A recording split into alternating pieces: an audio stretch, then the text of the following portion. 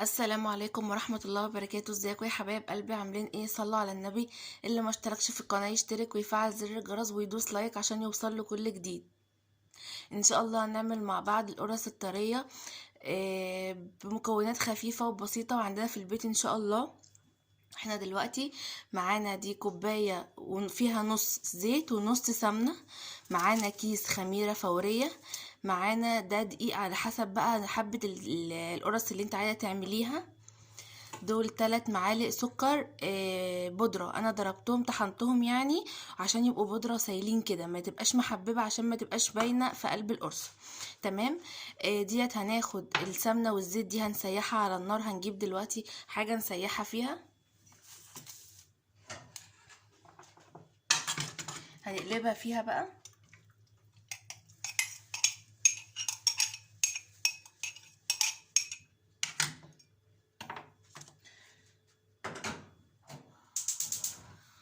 حطيناها على النار هتسيح بقى. تعالوا نحط الاول مكوناتنا هنا على الدقيق. هنحط رشة ملح بسيطة سنة عن الرسول، عشان طبعا العيش والملح اللي الناس ربنا يعيننا. ونحط كيس خميرة،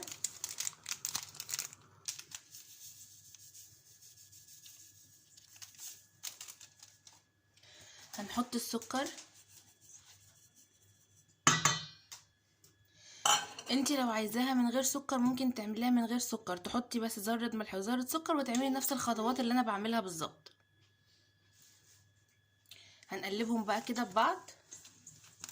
احنا طبعا سايبين السمنة تسيح مش تقدح، في فرق بين انت تخليها تقدح وفي فرق بين انت تخليها تسيح، احنا بنسيبها تسيح بس. تمام. احنا سايبينها على النار اهي، خلاص يعتبر ساحت. هجيبها دلوقتي كده. دلوقتي احنا حطينا المكونات كلها الناشفة على بعض، نجيب بقى السمنة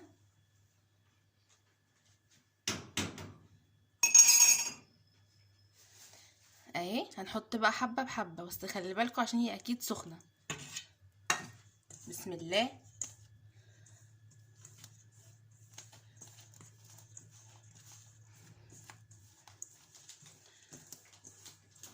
لازم العجينة دي كله يشرب السمنة، اهم حاجة. طبعا احنا معانا لبن كمان بس هنحط السمنة الاول عشان تبقى حلوة وتبسيها جامد.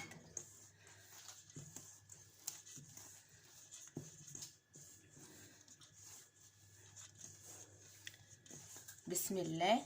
لازم تبقى حلوة قوي كده والسمنة تكون في المقدار كله، ما تبقاش حتة وحتة ما فيهاش سمنة. تمام. زي ما انا بعمل كده.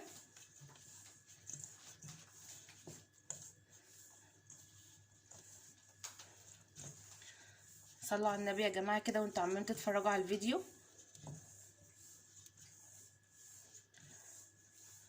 تمام. هنحط بقى كمان، حسيت ان هي لسه عايزة شوية تحطي بقية السمنة دي. هنرميها؟ لا طبعا، هناخد حتة عجينة ونعمل كده على طول، ما عادش في حاجة بتترمي اصلا.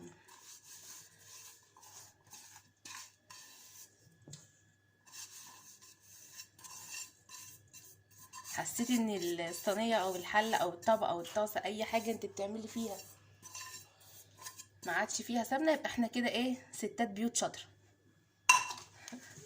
نقلب بقى كويس، نقلبها كويس قوي عشان تبقى ايه العجينة مبسوسة كويس جدا كده. بسم الله. زي ما انتوا شايفين بقى معايا اهو، ماشيه معاكم خطوه بخطوه. بصوا تحس ان هي بقت ايه، طريه، تحس ان هي اتلمت لوحدها من غير ما نحط لبن اهي. تمام كده، تمام قوي. شايفين كده؟ تمشوا معايا زي ما انا عامله ان شاء الله باذن الله هتطلع معاكم جميله وحلوه كده. كده بقى بصوا بقت عامله ازاي، كده بقت حلوه قوي قوي، كده بقت حلوه قوي. تمام. نجيب بقى معانا اللبن. طبعا زي ما قلت لك لازم تبسيها جامد زي ما انا بعمل كده بالظبط، جامد قوي قوي قوي عشان تبقى طريه كده معاكي، ما تبقاش ناشفه. ولازم السمنه والزيت يكونوا مقدارهم حلو، حاسه ان العجينه محتاجه سيحي تاني، مش شرط تعملي الكوبايه بس، انا عملت الكوبايه على قد المقدار اللي انا عاملاه. تمام. اللبن بقى، طبعا اللبن مغلي وبارد. بسم الله. حبه بحبه صغيرين برضو، زي ما عملنا مع السمنه نعمل برضو مع اللبن. بسم الله. وعلى فكره هي مش هتشرب كتير لان هي استكفت بالسمنه واللبن. تمام. بس طبعا لازم نحط عشان اللبن بيطري العجينه احسن من الميه. على فكره في ناس بتحط ميه بس طبعا ما ينفعش خالص، القرص ما تنفعش خالص بالميه. اللي بالميه مش القرص، الفطير ان شاء الله باذن الله هنعمله مع بعض في مره قريبه جدا باذن الله. طبعا عشان خاطر شم النسيم هيجي بقى في رمضان، كل سنه وانتم طيبين، خلاص اهوت رمضان على الابواب. فان شاء الله هنعمل بقى شم النسيم مع بعض بقى، نجيب فطير وجبنه وفسيخ بقى ورنجه والحوارات دي باذن الله مع بعض. وكل سنه وانتم طيبين. حته القشطه اللي وقعت دي احلى حاجه تحطيها طبعا، ما ترميهاش. بسم الله. بدات خلاص تتظبط معانا اهي. زي ما قلت لك ما تكتريش، عشان كمان في دقيق بيحتاج لبن كتير وفي دقيق بيطرد اللبن، ده ميبقاش حلو ابدا. فلازم تحطي حبه بحبه، وكمان عشان تبقى عجينتك يعني تعرفي تتحكمي فيها، مش كل شويه بقى ايه ده ساحت مني احط دقيق، ده نشفت مني احط لبن. لا، لازم تبقى انت عينك معيار.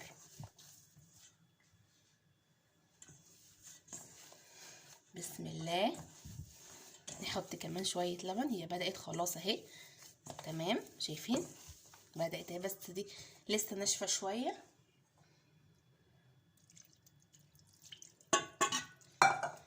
بسم الله.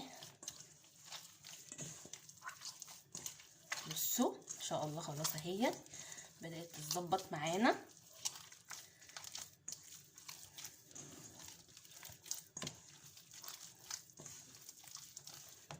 طبعا احنا الخميره الفوريه دي ميزتها ان هي بتخمر بسرعه. لو عندك خميره من العاديه طبعا هتقعد فتره كتير، فطبعا بعد ما هنعجنها اكيد لازم هنسيبها ترتاح شويه، ترتاح منها ترتاح وكمان تخمر. تمام. على ما اعتقد ان احنا كده خلاص مش هنحتاج ان شاء الله لبن. خلاص العجينه بتاعتي بقت لينه وحلوه معايا اهي، ما فيهاش اي تكتلات. بصوا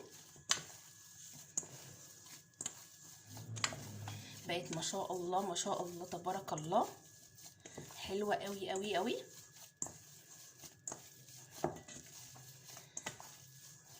مش محتاجه لبن خلاص كده تمام. بصوا بقت عامله ازاي. اعجني، كل ما تعجني كل ما هتطلع معاكي طريه وحلوه.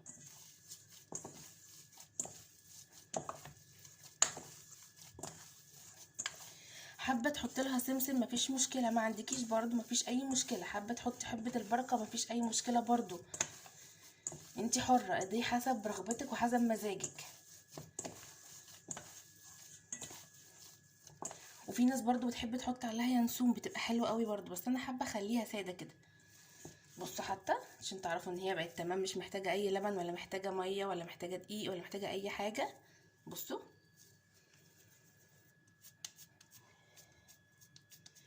بصوا طريه وجميله جميله.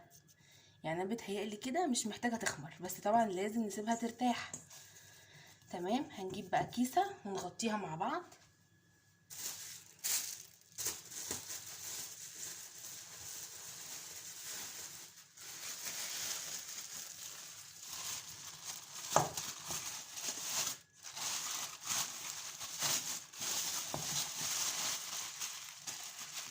تمام. هنغطيها كمان.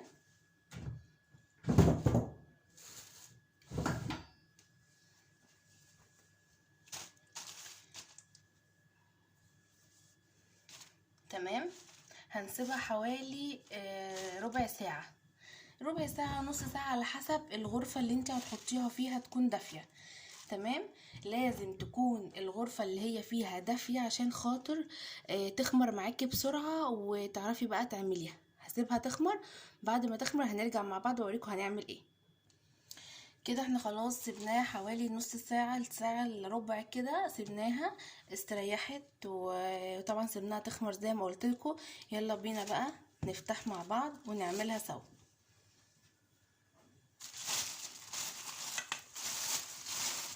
بسم الله. بصوا خمرته بقت حلوة قوي، شوفوا.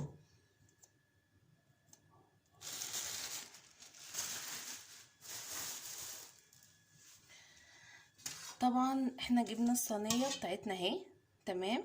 تجيبي اكبر مقاس عندك، حطيت فيها شوية زيت. زيت اهو، زيت. يلا بقى نقرص مع بعض القرص.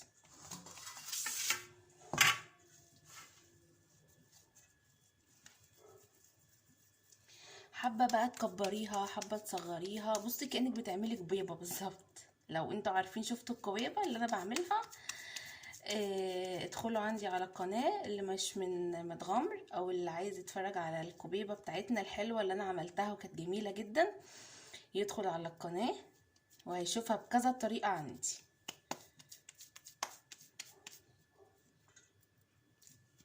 حاولي بس تخليها ايه، مساوية كده.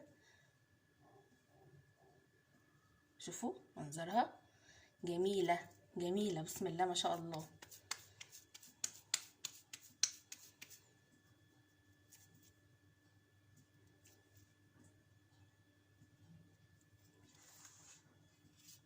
ماشي. هخلص بقى كل الكمية دي ما شاء الله وهرجع اوريكم انا عملت ايه. طبعا انتوا عارفين ان احنا واحنا بنكور كده حاطين الفرن شغالينه عشان يسخن ويبقى معاكي بقى سخن كده ويبقى سهل، مش لسه تستني بقى ان هو يسخن والكلام ده. وبنسويه على درجة حرارة 180، تمام. وما بنعليش النار قوي عشان ما تبقاش نية من جوه ومستوية من بره، تمام. طبعا انتوا شايفين، طبعا انت بتكوريها بتضغطي عليها كده بكف ايدك عشان خاطر تبقى سوا واحد، ما تبقاش عالية وتبقى نية من جوه، تمام. يلا بقى اخلص واوريكم. بصي بقى معايا، شوفوا وصلت لفين اهو، تمام. وبصي تحاولي تخليها المقاس الحلو ده، ما تكبرهاش قوي، تمام. وطبعا هي في الفرن هتعلى فانت تحاولي تبططيها على قد ما تقدري عشان خاطر هي هتعلى في الفرن وهتقب طبعا من الخميره والسخونيه بتاعتها ولما تستوي، تمام. طبعا الفطير انا اسفه، القراص دي حلاوتها بقى لو اديتيها مثلا لو عندك اطفال في المدرسه او في الحضانه، تقدري تديها لهم حلو قوي، تغيير يعني، كتغيير لو هما مثلا زهقوا من السندوتشات. فطار ليكي انتي، عشاء، حابه ان انتي تاكلي في وسط النهار جعانه مش عارفه تاكلي ايه، مش عايزه تعملي سندوتش، ممكن تاكليها في اي وجبه، تاكليها وحلوه جدا جدا ومغذيه ومفيده لان فيها لبن وفيها دقيق طبعا، نشويات، وفيها الحاجات دي حلوه قوي قوي. والسكر حلوة جدا طبعا، سكرها مش عالي يعني عشان خاطر ما تخافيش، عشان خاطر اطفالك، فسكرها معقول، حلوة قوي قوي. ادي خلصنا اول صينية. طبعا الصينية التانية نفس النظام، دهنينها زيت، تمام. هنحطها بقى في الفرن. طبعا الفرن سخن جدا، حلاوته بقى ان هو يكون سخن كده. نخلص بقى الصينية دي مع بعض كمان. انا مش قادرة اقفل بصراحة، حابة ارغي معاكم عشان انا بحبكم جدا وانتوا وحشيني جدا. بس انا يا رب الفيديوهات بتاعتي ما تكونش مرخمه يعني معاكم، ولا تكون تضايقوا منها، واكون خفيفه على قلبكم كده وتحبوني وتستفادوا مني كمان في نفس الوقت، تمام. اتمنى كده طبعا يا اخواتي في الله ان انتوا تكونوا حابيني وحابين قناتي ومحتوايا يعني يكون حلو، مش يكون يضايق حد كده، ولا انا اكون بضايق حد يعني في القناه او على السوشيال ميديا عامه. الحمد لله بفضل الله لحد الان مفيش حد اشتكى مني خالص، وتعليقات جميله، ومفيش الحمد لله، الحمد لله تعليقات سلبيه خالص. الحمد لله، بحمد ربنا وبشكر فضله طبعا على اللي انا بقيت فيه واللي انا وصلت له. انا ما كنتش حاجه، الحمد لله يعني القناه بدات تشتغل معايا، يا مسهل يا رب. انا مش هيأس باذن الله، انا معاكم، وان شاء الله باذن الله لكل مجتهد النصيب. وربنا بيقول اسعى يا عبد وانا اسعى معاك. فباذن الله باذن الله انا عندي امل كبير قوي في ربنا ثم فيكم ان انتوا تكبروا لي قناتي وتكونوا استفدتوا منها يعني. ويا ريت يعني اللي بيتفرج على الفيديو يضغط لايك، مش هتتعب في اي حاجه خالص ولا هتخسر حاجه خالص. ولو انت مش مشترك اشترك في القناه بس كده، مش طالبه منك اكتر من كده ولا طالبه منك اي حاجه تاني. اما بقى لو حبيت الفيديو اللي انا بعمله ممكن تكتب لي تعليق حلو كده من ايديك الجميله وتحفزني واكون مبسوطه بيه وتخليني ابقى عايزه اعمل لكم احسن واحسن. مش عارفه حاسه ان دي مطوله كده بس يلا مش مشكله مش مشكله. على فكره انا من النوع اللي انا يعني عفويه جدا، يعني مش بحب الاصطناع خالص. حاجتي انا بحب اعملها زي ما كاني انا باكلها عادي، هي في بيتي كده كده بايدي، بعمل بايدي مش بلبس جلافز. بصراحه انا ما حبيتش حوار الجلافز ده لاني مش متعوده عليه. يعني انا بحب ان انا كل ما بعمل حاجه اروح اغسل ايدي على طول. انما الجلافز طبعا هيبقى من ده لده لده بقى، ايدك طبعا مش هتبقى متوسخه بس هيبقى الجلافز تقلعيه كل شويه، فمش حبيته بصراحه. انا حابه ان انا اعمل بايدي، انا متعوده. وبعدين انا بعمل في ايدي يعني يا جماعه في بيتي قصدي، مش بعمل في حته تانية، محدش اكيد هيقرف مني يعني.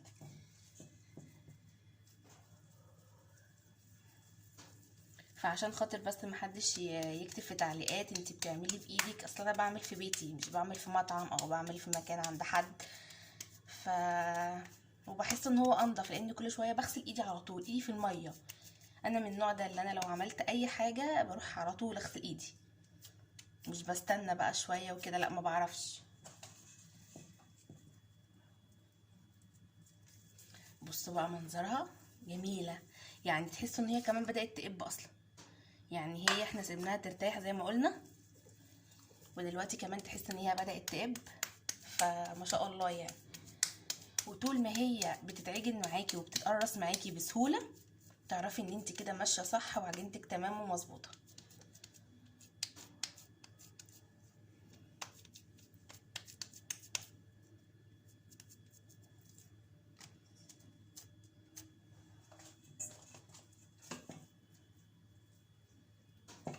خلاص كفايه، خلينا كده تمام. نجيب بقى الصينيه اللي بعدها كده. بصوا ما شاء الله،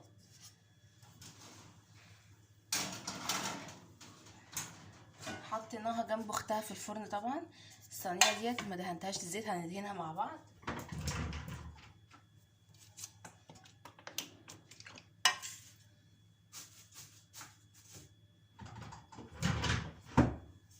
بسم الله.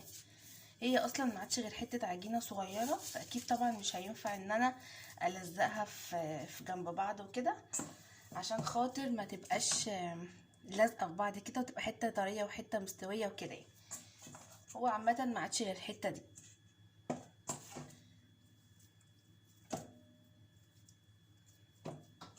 بصوا بصوا ما شاء الله عملتها 3 كور اهي.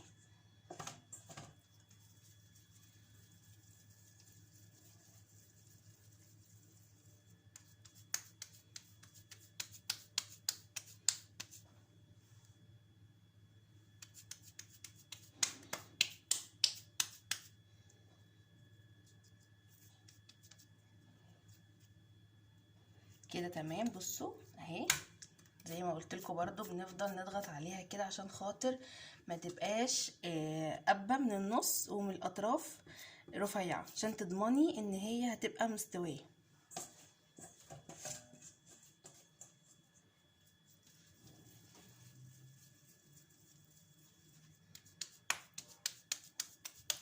احنا عملنا على فكره القرص الطريه دي قبل كده في القناه، وعملنا القرص العاديه برضو في القناه، وعملنا قراقيش برضو. اللي حابب يتفرج ويتابع يدخل على القناه وكده، وان شاء الله هتلاقوا كل اللي نفسكم فيه وكل اللي انتوا عايزينه باذن الله. وزي ما قلت لكم قبل كده لو مثلا حد متعلم مفيش مشكله يا جماعه، والله انا مش بعلمك انت زياده ولا حاجه، انا بعلم مثلا بنوته بعلم شاب مغترب، بعلم اي حد مثلا متعلم بس في حاجة معلومة ناقصة عنده، او في حاجة مثلا بيعملها كل ما يجي يعملها يحس ان الحاجة اللي معاه مش طالعة مظبوطة، يعرف معلومة تانية زيادة تبقى مظبوطة معاه كده. يعني انا مش بعلم حد يقولي انا عارف ولا انا عارفة، انت بتعملي حاجات عادية ولا انت بتعملي حاجات كانت قنوات كتير عاملاها. لا خالص، انا زي ما قلت لكم انا بعلم بس كده البنوتة، شاب، مثلا واحدة عارفة كل حاجة، بس في معلومة بسيطة تكة كده بعملها بتبقى حلوة ومظبوطة معايا، ممكن تظبط معايا هي كمان. تمام، وده احنا كده ما شاء الله خلصنا بقية الكمية. مهم. هنستنى بقى اللي في الفرن يطلعوا، عشان طبعا الفرن مش هياخد التلاتة، فهنستناها وبعد كده هوريكم بعد ما تستوي وتطلع معايا هوريكم بقى شكلها عامل ايه. بصوا بقى ما شاء الله جميلة. بصوا هي اي نعم من تحت يعني متحمرة شوية، مش قوي يعني للدرجة، بس تحفة تحفة. بصوا بصوا من جوه جميلة ومستوية وجميلة جدا. ندوق طعمها مع بعض.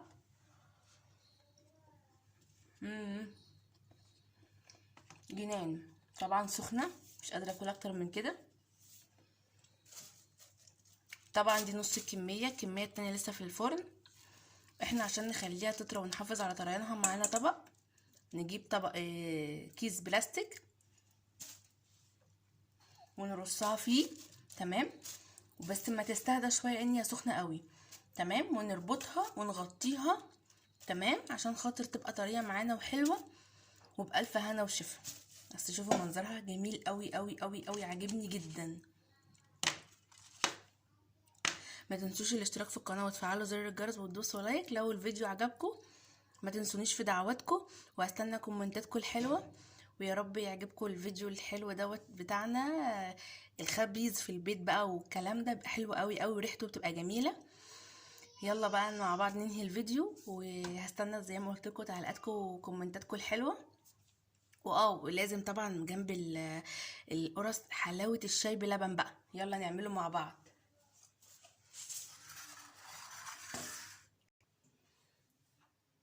بسم الله. طبعا اللبن سخن اكيد.